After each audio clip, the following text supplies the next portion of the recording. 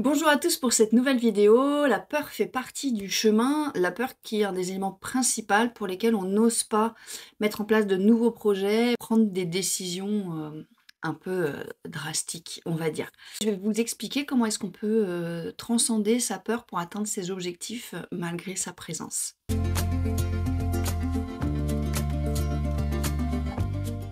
Pour ceux qui ne me connaissent pas, je m'appelle Sophia, je suis coach naturopathe spécialisée en neurosciences et justement je vous accompagne pour bien comprendre votre peur, l'appréhender pour pouvoir mettre en place des solutions, hein, pour avancer plus sereinement vers vos objectifs. Alors moi, la peur, c'est quelque chose qui m'a beaucoup empêché d'avancer, c'est quelque chose qui me bloquait vraiment.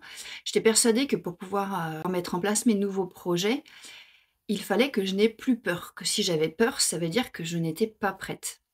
Évidemment, la peur, tant qu'on n'acquiert pas de l'expérience, des nouvelles compétences, tant que notre cerveau ne comprend pas qu'il peut avoir confiance en nous, la peur, elle reste là. Il m'a fallu un certain temps pour le comprendre et surtout à l'appréhender, l'apprivoiser, en faire comme une amie, en fait. En fait, la peur, c'est quelque chose d'assez archaïque, hein, la peur, ça vient juste nous prévenir, d'un danger, de mort, généralement. C'est pour ça qu'il faut bien distinguer, la peur associée à un vrai danger de mort.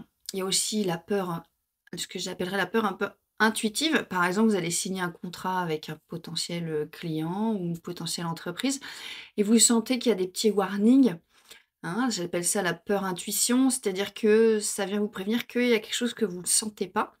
Et il y a la troisième peur, celle qui est plutôt mélangée avec de l'excitation et qui est là plutôt associée à un nouveau projet, quelque chose d'inconnu, quelque chose qui nous appelle, mais dont on n'a pas du tout les tenants et les aboutissants. On ne sait pas du tout ce qui va se passer, s'il va y avoir des retours, s'il va y avoir des problèmes sur le chemin. Donc voilà, cette peur, elle est là parce que justement, c'est vraiment quelque chose que, on ne connaît pas.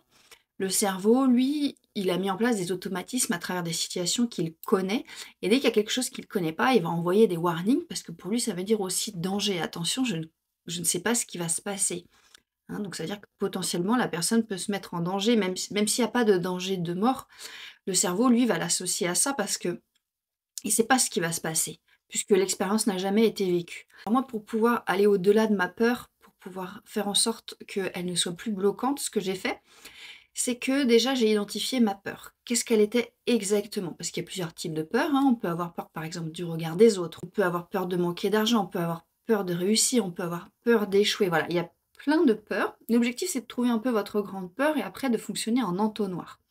Par exemple, dans la peur du regard des autres, il y a plusieurs peurs. Est-ce qu'on a peur du regard des inconnus? Est-ce qu'on a peur de ce que va dire notre famille? Est-ce qu'on a peur, de se faire insulter? Est-ce qu'on a peur, par exemple, de se prendre en photo, de faire des vidéos?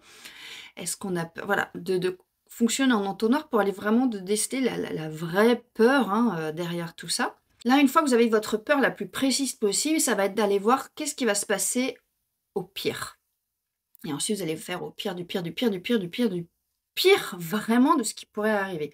L'objectif, c'est de faire redescendre la peur à un juste niveau et que vous vous rendiez compte que le pire du pire du pire, la probabilité qu'il arrive déjà, elle est très faible. Et ensuite, d'aller voir au pire du pire et de trouver des solutions. Bon, ok, s'il arrive ça, qu'est-ce que je peux mettre en place pour vous mettre un peu des petites sécurités? Je vous invite aussi à aller voir les bénéfices de ce qui se passe au pire du pire du pire du pire. Ok, au pire du pire du pire, il m'arrive ça, c'est quoi les bénéfices de cette situation?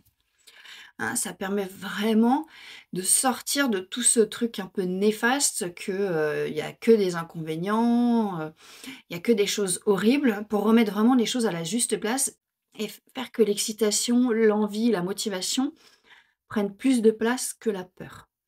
Écrire tout ça, ça permet aussi de se rappeler dans les pics de peur. La peur, hein, c'est comme les montagnes russes. Elle monte, elle descend en fonction de notre humeur, de nos émotions, de ce qu'on va vivre dans la journée. Et quand elle est dans un pic assez haut, de se rappeler: «Ah non, tu te rappelles, au pire du pire, on avait dit ça, ça, ça comme solution», hein, pour la faire à chaque fois redescendre et pouvoir repartir.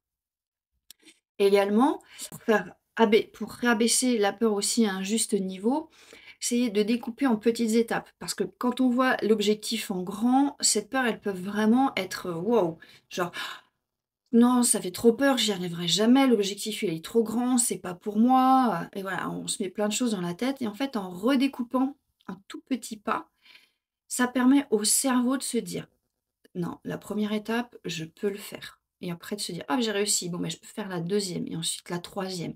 Ça permet au cerveau de mettre petit à petit en place des nouveaux schémas neuronaux, de se faire plus confiance, de se dire: «Attends, mais en fait, on arrive à trouver des solutions à chaque fois en faisant un pas l'un après l'autre, tout se passe bien». Et ça permet aussi de relativiser, hein, la peur petit à petit, en découpant en petites étapes et de pas trop regarder le gros objectif d'ensemble.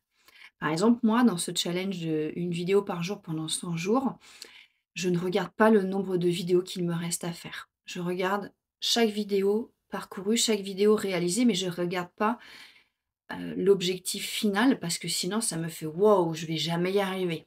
Hein, je reviens toujours à ce que j'ai fait et un jour après l'autre. Ça m'aide vraiment à aller au bout de ce challenge. Donc vraiment, n'ayez pas peur de la peur. N'ayez pas peur de la peur.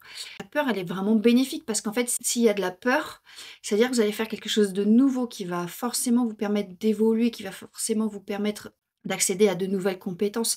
C'est quelque chose qui, en fait, est assez bénéfique. Ça veut dire que vous allez vers autre chose et qui va forcément vous faire évoluer quoi qu'il arrive. Et puis aller voir sa peur, aller la confronter, ça permet de ne pas lui laisser toute la place et de prendre, des décisions sur l'impulsion avec juste la peur comme, en premier lieu, hein. Ça permet vraiment de se recentrer sur soi, de se recentrer sur son intuition, de se recentrer sur ce qu'on veut vraiment et que la peur de lui dire: «OK, je t'ai entendu, je t'ai écouté, je sais ce que tu as à me dire, mais là, c'est moi qui prends les décisions». Vous reprenez le pouvoir et le contrôle sur votre vie et c'est pas la peur qui va prendre les décisions à votre place. Voilà, j'espère que cette vidéo vous a plu, j'espère qu'elle va vous permettre d'oser, hein, d'oser, prendre des décisions, d'aller vers des objectifs qui vous font envie, de mettre en place petit à petit, des choses concrètes qui vous permettent de vraiment prendre confiance en vous, hein, et à votre capacité à gérer parfois aussi l'imprévu. Sur ce, abonnez-vous, likez, partagez mes vidéos, ça me fait tellement chaud au cœur à chaque fois de voir de nouveaux abonnés. Vraiment prenez soin de vous parce que vous en valez la peine et je vous dis à la prochaine vidéo.